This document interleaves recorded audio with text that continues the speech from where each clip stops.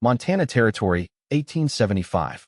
Dust swirled across the parched main street of Silver Creek as Olivia Zimmerman clutched her carpet bag tighter against her chest. At 22, she had traveled over 2,000 miles from Boston, leaving behind the comforts of city life and a family that had all but disowned her for refusing to marry the banker's son. The journey west had stripped away her pretensions along with her finer clothes, leaving her with little more than determination and a teaching certificate that felt flimsy protection against the untamed wilderness. The stagecoach driver had deposited her unceremoniously outside what passed for a hotel, a two-story wooden structure that leaned slightly to the left, as if permanently bracing against the relentless prairie wind. Olivia believed with absolute certainty that refinement and proper education were her only shields in this savage land. She had spent years building walls of propriety around herself, convinced that vulnerability was a weakness she could not afford, especially now. Women who show weakness out here might as well dig their own graves, her aunt had warned in her farewell letter. Olivia had memorized those words, making them her creed for surviving the frontier. The schoolhouse waited at the edge of town, her responsibility, her purpose, her salvation.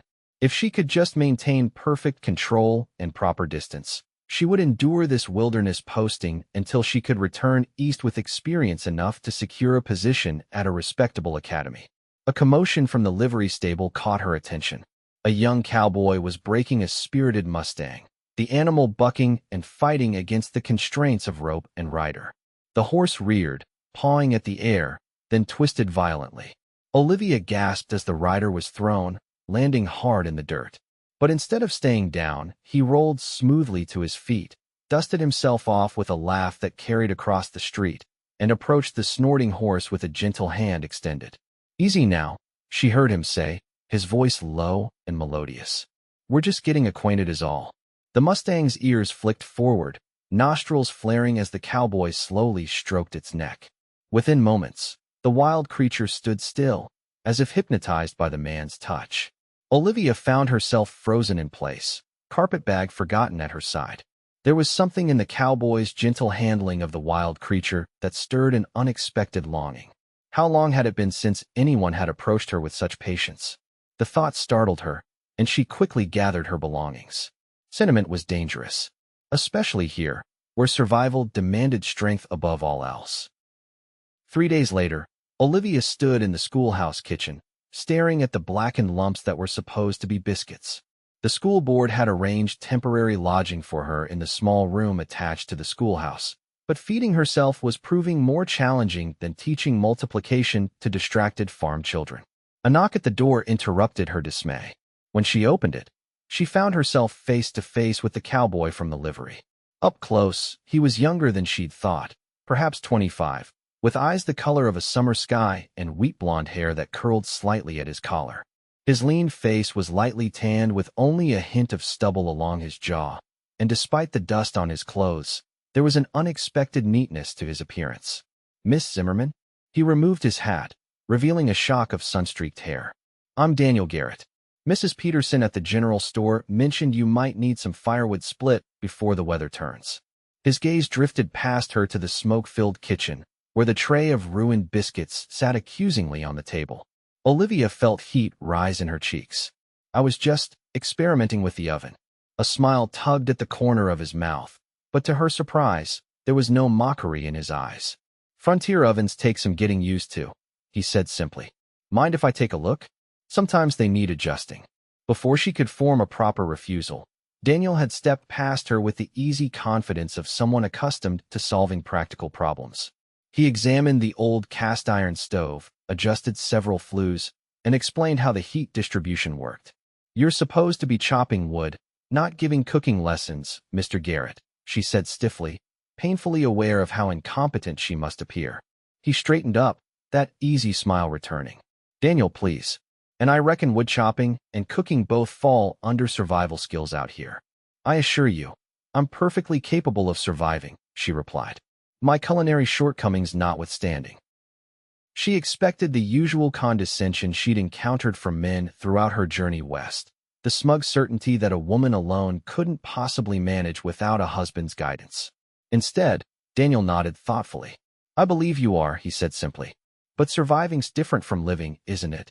The question lingered between them, unexpectedly profound. I can't cook, she admitted finally, gesturing helplessly at the ruined biscuits. The cowboy smiled and said, I didn't fall for your biscuits, Miss Zimmerman. Something in his gentle teasing broke through her careful reserve, and Olivia found herself laughing, a rusty sound she barely recognized as her own. What did you fall for then, Mr. Garrett? As we've only just met. His eyes held hers for a moment longer than propriety allowed. Let's just say I admire anyone brave enough to travel across the country alone to teach children who might not even want to learn. He tipped his hat and went outside to chop the promised wood, leaving Olivia staring after him with the unsettling feeling that he'd seen straight through her carefully constructed facade. Over the next few weeks, Daniel appeared regularly at the schoolhouse, always with a practical reason: fixing a leaky roof, reinforcing a window against the coming winter, delivering a package from town. Each visit chipped away at Olivia's resolve to maintain proper distance. He brought her wild strawberries he'd found while mending fences on the Peterson ranch where he worked. He showed her which local plants were edible and which to avoid. Once, he arrived with his saddlebag full of books, borrowed from the doctor's wife, when he overheard Olivia lamenting the schoolhouse's meager library. Why are you doing this? She finally asked one evening as they sat on the schoolhouse steps, watching the sunset paint the prairie gold. I'm not a charity case, Daniel. Is that what you think this is? He asked, his voice soft. Charity. What else would you call it? He was quiet for a moment, whittling a small piece of wood with a pocket knife. When I first came to Montana, I was 17. Thought I knew everything about surviving. Figured being alone made me stronger. He turned the small carving in his hands, a delicate flower taking shape under his careful knife. Nearly died that first winter. Old Blackfoot woman found me half frozen in a snowdrift.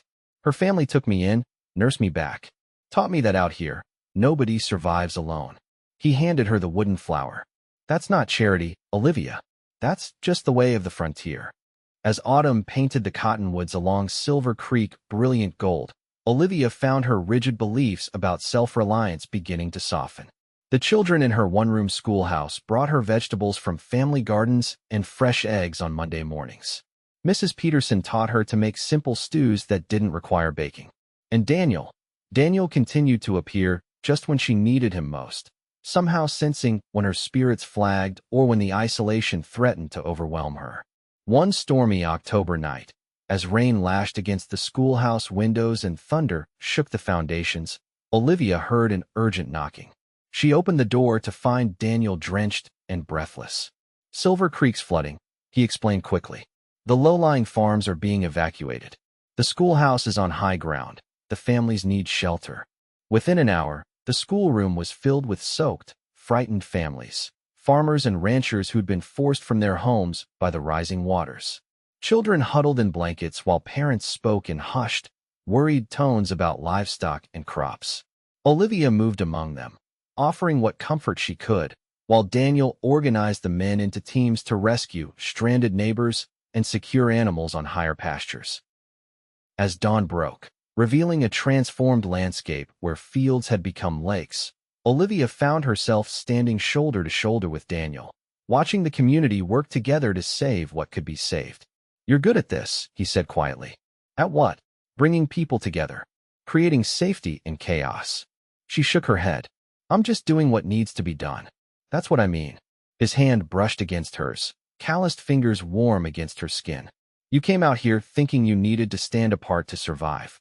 But look at you now. You're the heart of this place. His words unsettled her deeply. For years, she'd believed that emotional distance was her protection, that needing others was a weakness she couldn't afford.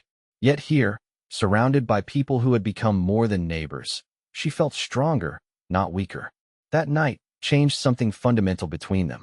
As the waters receded and families returned to their homes, Daniel began courting her openly, bringing wildflowers to the schoolhouse, escorting her to Silver Creek's modest social gatherings, teaching her to ride the gentle mare he'd trained especially for her. By Christmas, most of the town assumed they would marry come spring. Olivia herself began to imagine a future far different from the solitary path she'd planned. The walls she'd built around her heart were crumbling, stone by stone, under Daniel's patient attention. Then came the letter. It arrived on a bitter January day, the eastern postmark a stark reminder of the life she'd left behind. Her father's health had declined sharply. Her family needed her to return to Boston, permanently. The banker's son was still unmarried, still interested. "It's what you wanted," Daniel said quietly when she showed him the letter, his face carefully neutral as they sat before the fire in the schoolhouse. "A way back to civilization." "It's what I thought I wanted," she corrected, searching his face. Before what? Before you. Before this place became more than just a stepping stone." He took her hands in his thumbs tracing circles on her palms. "Olivia, I've got nothing but a cowhand's wages and dreams that might never amount to anything. Your family can give you security, position, they can give me a cage," she interrupted. "Gilded, perhaps, but still a cage." Hope flickered in his eyes, quickly guarded. "What are you saying?" Before she could answer, the door burst open. One of her students, Billy Peterson, stood there wild-eyed. "Miss Zimmerman, Mr. Garrett, there's men in town. They robbed the supply wagon from Fort Benton. Sheriff's been shot." The next hours passed in a blur. Daniel joined the hastily formed posse while Olivia helped the doctor tend to the wounded sheriff. By nightfall, word came that the outlaws had been cornered at an abandoned homestead 10 miles north. Shots had been exchanged. 2 posse members wounded. No word of Daniel. Olivia paced the schoolroom floor until dawn, the letter from Boston forgotten. When hoofbeats finally approached, she ran outside to find a blood-spattered rider who wasn't Daniel. "Miss Zimmerman," the man said grimly, "Daniel's been shot. It's bad. He's asking for you." They'd brought him to the doctor's house, the closest thing Silver Creek had to a hospital. Olivia found him pale against white sheets, a crimson stain spreading across bandages wrapped around his torso. "You shouldn't see me like this," he whispered when she took his hand. "Hush," she commanded, fighting back tears. "You'll be fine." The doctor pulled her aside. "The bullet's lodged near his spine. He needs a specialist, someone with more skill than I have." "Where?" she demanded. "Denver, maybe. Or St. Louis." Later that night, as Daniel fell into fitful sleep, Olivia made her decision. She wrote 2 letters, one to her family in Boston, declining their summons, and another to a renowned surgeon in St. Louis, enclosing the entirety of her savings as inducement to come to Montana. Then she sat beside Daniel's bed and waited. The surgeon arrived 3 weeks later, having traveled day and night from St. Louis. The operation was harrowing, but successful. The bullet was removed, infection avoided. But the doctor was frank about Daniel's prospects. "He may walk again," he told Olivia privately. "But ranching work? Breaking horses? That's unlikely." When Daniel regained enough strength to understand his situation, Olivia expected despair. Instead, he called her to his bedside with unexpected urgency. "I need to tell you something," he said, his voice stronger than it had been in weeks. "Something I should have told you months ago." He reached for her hand. "I'm not just a cowhand, Olivia. My father owned one of the largest cattle operations in Wyoming. When he died last year, I inherited everything. The land, the herds, the money. I came to Montana to learn the business from the ground up, to prove I could earn my place before taking it over." Olivia stared at him, stunned. "Why didn't you tell me?" "At first because it didn't matter. Then because I needed to know you could care for me without the trappings." His eyes held hers. "If I can't work the land the way I planned, I'll need a partner who understands both books and people. Someone who can help me build something that matters." "Daniel Garrett," she said slowly. "Are you proposing to me because you need a business manager?" A smile broke across his face, the first real smile since the shooting. "I'm proposing because I love you, Olivia Zimmerman. The rest is just practical details." Spring came to Montana with a riot of wildflowers and the news that Daniel could indeed walk again, albeit with a cane. Their wedding was held in the schoolhouse, with Olivia's students singing and the entire town in attendance. As they exchanged vows, Olivia reflected on how thoroughly her beliefs had been transformed. She had come west certain that strength meant isolation, that vulnerability was weakness, that refining the wild was the only path to security. Instead, she had found that true strength came from connection, that vulnerability opened doors to deeper belonging, and that the wildness of the frontier had refined her. 5 years later, The Garrett Ranch sprawled across the rolling hills north of Silver Creek. The main house, a sturdy two-story structure of local timber, was surrounded by cottonwood trees and gardens that burst with vegetables and flowers. Inside, a library rivaled any in the territory, and the kitchen was always filled with the scent of fresh bread. On a warm summer evening, Daniel sat on the wide porch, his leg propped on a stool, watching Olivia chase their 3-year-old son and 5-year-old daughter around the yard. Though he still walked with a slight limp, he had defied the doctor's predictions, building a cattle operation that employed half the men in the county and a breeding program for horses that drew buyers from as far as California. Olivia, laughing as she caught their squealing daughter, had transformed as well. The Boston schoolteacher who once believed isolation was her shield now served as the backbone of the community, organizing the expanded school, establishing the territory's first lending library, and creating a network of support for new settlers that stretched across 3 counties. When she finally herded the children onto the porch, she collapsed beside Daniel, breathless and smiling. "Dinner's almost ready," she said. "I made biscuits." Daniel grinned and pulled her close. "Still terrible?" "Absolutely inedible," she laughed. "Mrs. Peterson sent over a batch to save us." He kissed her softly. "Good thing I didn't marry you for your cooking." As the sun set over the Montana mountains, painting the ranch in gold and amber light, Olivia laid her head on Daniel's shoulder and surveyed the life they had built together, a life neither of them could have imagined when they first met. "No," she agreed, watching their children chase fireflies in the gathering dusk. "You married me because out here, nobody survives alone." "And nobody should," Daniel replied, tightening his arm around her shoulders. "Especially when living together is so much sweeter than merely surviving."